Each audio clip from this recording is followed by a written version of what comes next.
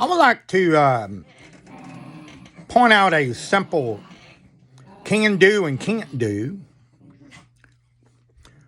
concerning a voiceless sound and a sound we can make with our voice. Sometimes we can make two sounds, voice and another sound. One of them is the letter G. We can say ga, and we don't have to turn our voice off to say it because the voice softens everything when it activates at the same time. You make a voiceless sound such as ga, ga. Add the voice, ga. And usually, sometimes you can keep that going. Without the voice.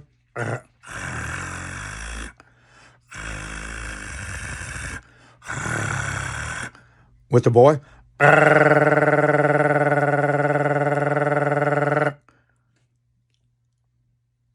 So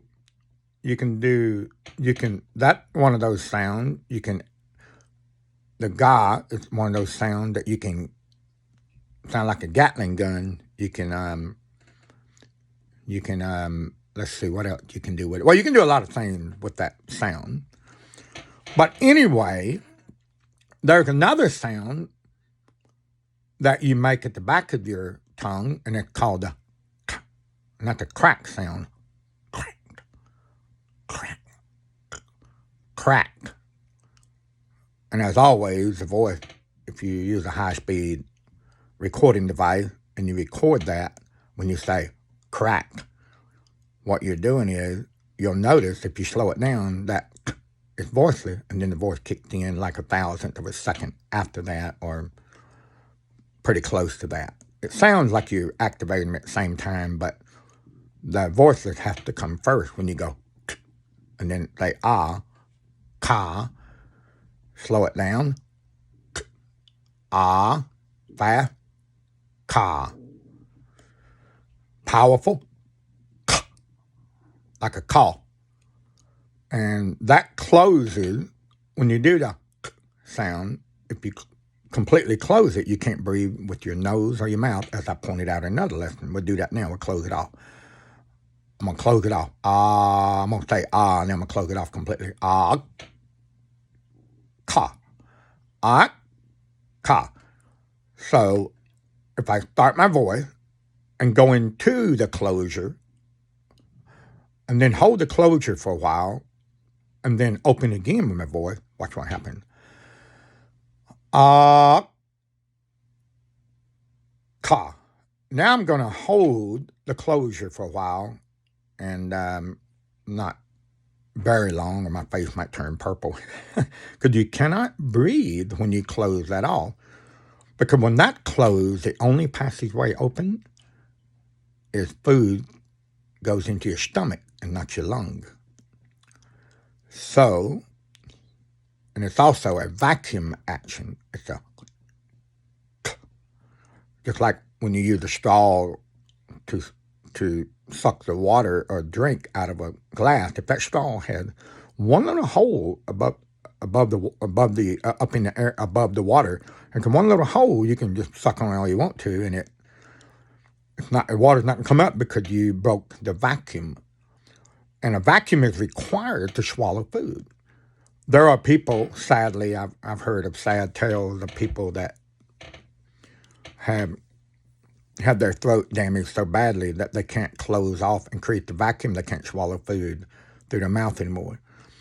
Because if you cannot close the door so that it creates an enclosure, so to speak, it closes off the passageway of the lung completely. If that's not closed off completely and you go to swallow food, it'll go into your lung and you'll choke to death. Word choke has that in it also. So anyway, the purpose of this lesson is to define the difference between the closure and the gate, which does not completely close off your lung, but you can still breathe through your nose. Like Let's do the gate first, and I'll go back to the car. To that cut sound. Okay. Well, the gate, as I pointed out in another lesson, you can hold the gate, but you can still breathe through your nose. If I'm holding the gate and I make a sound, watch what happens. And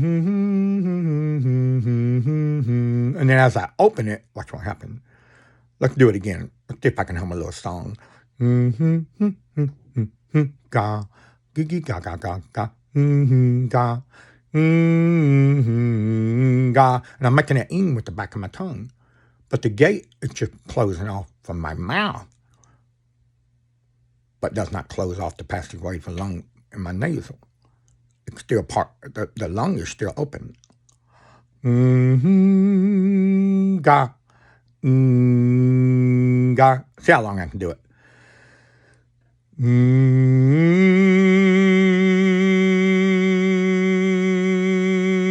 Ga,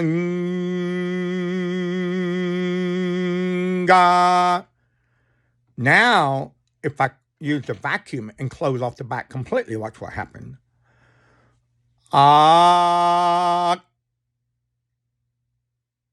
ka. Now I'm going to hold it and see if my face turns a little purple. Just for a little while, see what happens. Ah,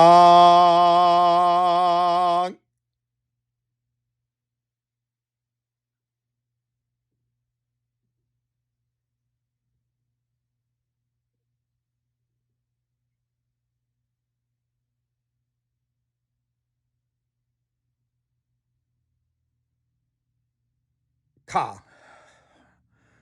I could hold on longer, but bleh. You can't breathe because you're cutting off the passageway to your lungs so that you can swallow food. And that's why, as I've already pointed out in another lesson, when you have the word drink, it ends with the K for a reason, because that means the door is closed to your lungs. And while you are swallowing, there's a vacuuming taking place, and the food is vacuumed into your stomach. And a lot of people don't realize that, because that is a physical law, a natural laws of physics, and it's really complicated.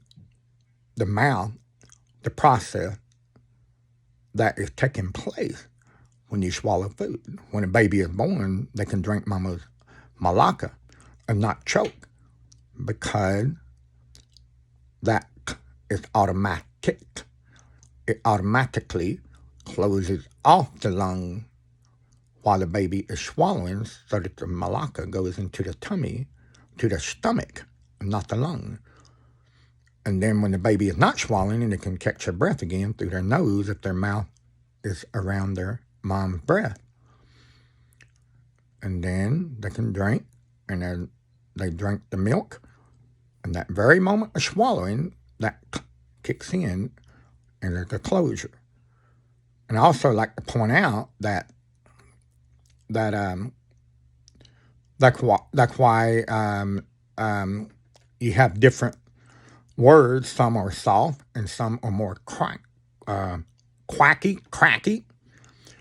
And usually when you associate with water and air is coming up through that water, it can be a squeaky, I call it a quacky sound.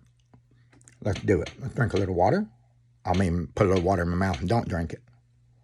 And then blow air through the water.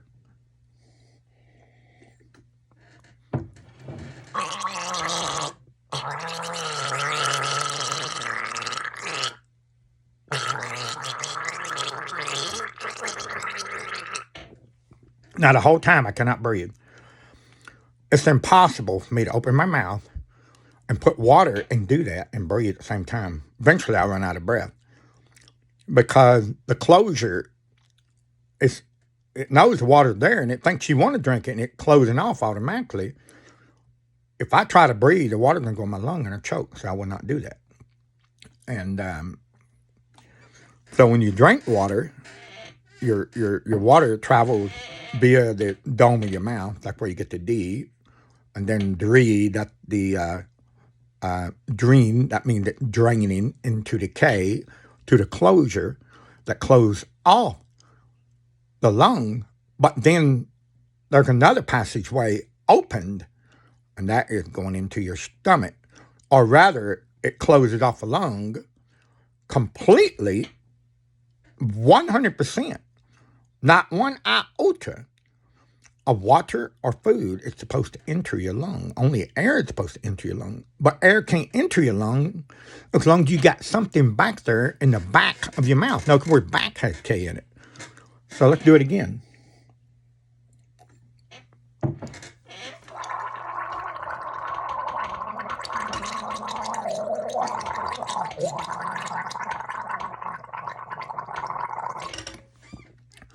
Now emulate that sound. Aqua. Now you don't need a voice to say that word. You can go.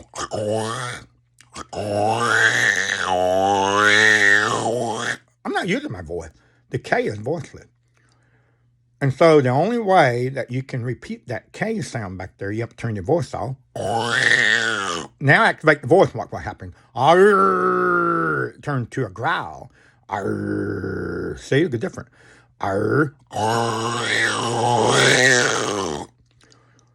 Water makes the K sound, and it's ever so quiet. If you had a very powerful microphone, I mean really powerful, and you were able to zoom in, well, not zoom in, but well, whatever, zoom and see in, but focus in or whatever you want to call it. And if you would record drinking the water at that moment, that door closes and empties into your stomach, there's a tiny little sound. Let's see. I don't know if this phone can pick it up or not.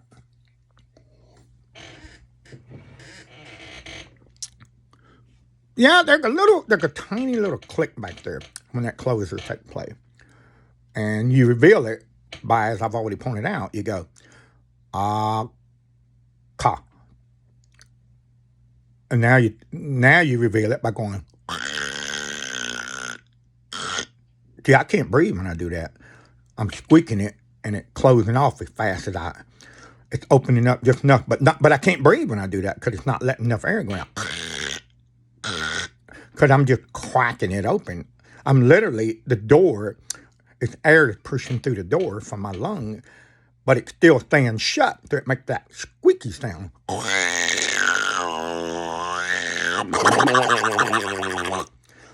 And as I pointed out in another lesson, I asked my grandchildren to make that sound. And they try to activate their voice when doing it. So I need to tell them, just squeak the back of your mouth. And then just pop your mouth around. That's voiceless. And so water is voiceless. But when air comes up through the water, it makes that quacking sound. I'd rather use the crack. I use, like if the earth cracks in an earthquake, I'll say crack. Or a piece of wood will crack. But when water is doing it, I call it quacking, like a quacking duck. It's that quack sound. So that's where we get the word aqua. And then some folks soften it and say agua. But it's agua, aqua. And most of the folks I know in my family and in Alabama, where I was raised, I come from an Irish family, we call it a fish aquarium. We don't say agrarium, we say aquarium. And that more right is right because it's a quack sound, because water makes that quack sound. It's okay if some people soften it, say agua. You know what you're talking about, but they just want to soften it, agua. And but if you crack your voice in the back and your tongue and you do the voicing, aqua. Because remember, the giggling is you can activate your voice and make the sound at the same time. But you cannot activate your voice when the vacuum takes place. And so that gate can close off the part just enough to keep something from going back there and closing the passageway between your nose and your lung, such as I've already demonstrated with that nga. Because I can breathe by holding an inga, See?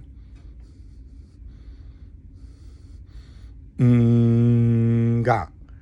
But I can't breathe when I close the door. And I cannot make a sound. But I can make a sound before and afterwards. Ka. Akka. Akka. Aga. Aga, and keep it going. Arga. Arga. Arga. Now, do the closer.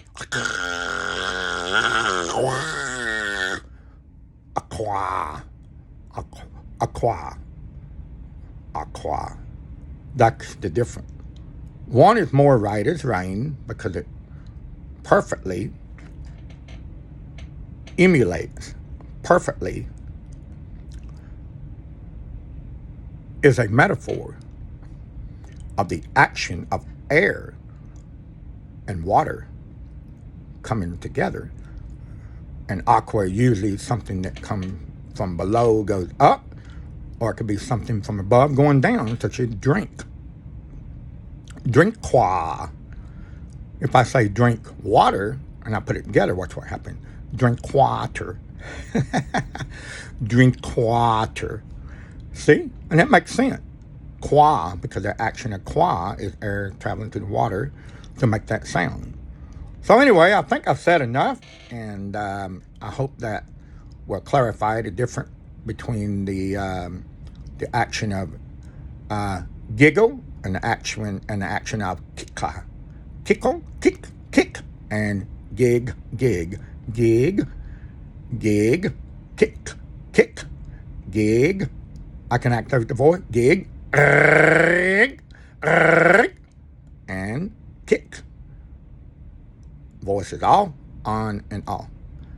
Okay, so I hope that I explained enough. To some of you, it might be an over-explaining. Some of you, it may not be enough explaining. But that's the beautiful world of learning the archaic art of primitive association.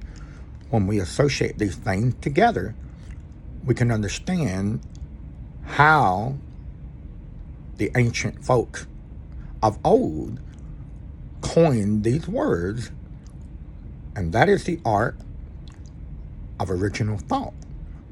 Because original thought is, you put all that which is primitive together, you associate it with your mouth, and then you take that action of water and air, and you say, aqua.